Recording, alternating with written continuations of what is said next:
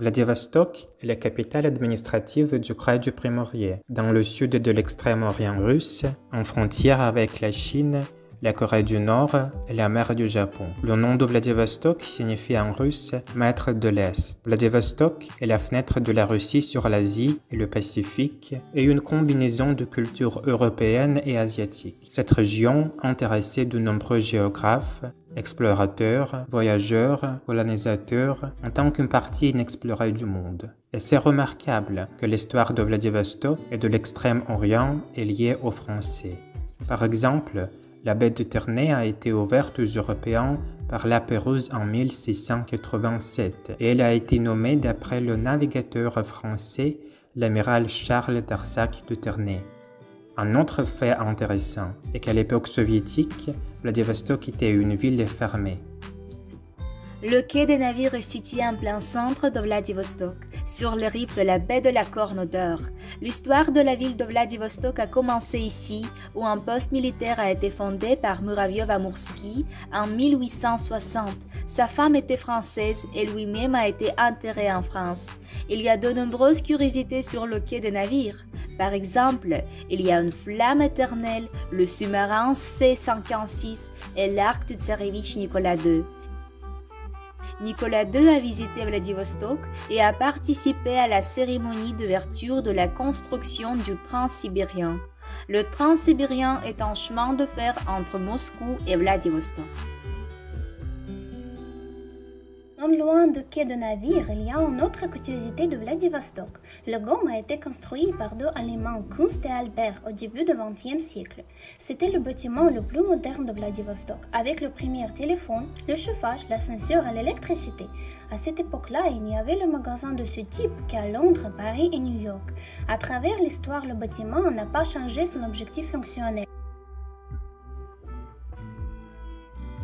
Dans la cour du GOM, au mur, il y a une image avec le nom d'Otto Lagerfeld, le père du couturier français d'origine allemande, Karl Lagerfeld. Quel est le comble du chic selon vous?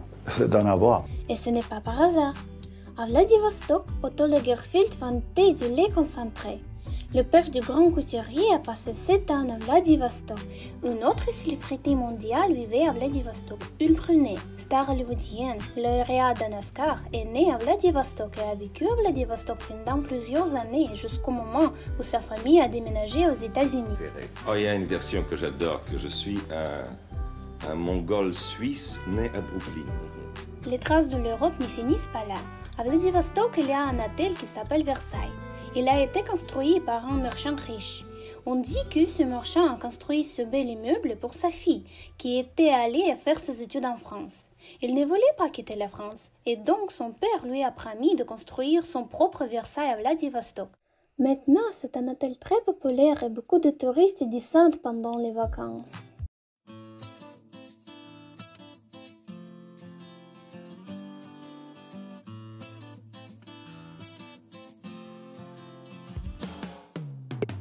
Peut-être Vladivostok est assez loin de la France, mais dans notre ville, il y a l'organisation bien connue dans le monde. L'Alliance française de Vladivostok organise les cours de langue et les événements culturels pour les gens qui aiment la culture de la France et veulent apprendre à parler français. Et en plus, les étudiants peuvent y passer le DALF et le DELF.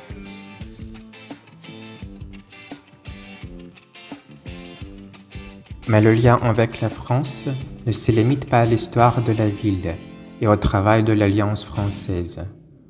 Aujourd'hui, la coopération avec des pays européens continue.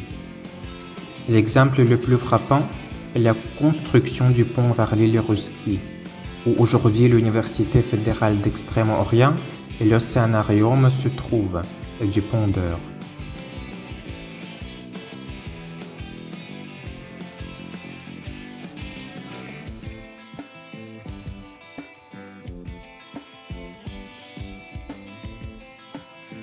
En 2012, lors du sommet économique, plusieurs objets importants ont été construits.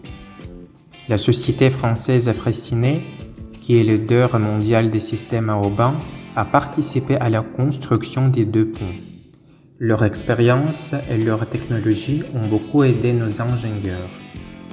Le pont vers l'île Ruski a permis de relier le continent à l'île. Maintenant, la traverse centrale est la plus longue dans le monde.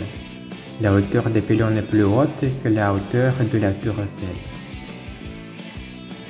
Le pont Rouski est représenté sur un billet de 2000 roubles.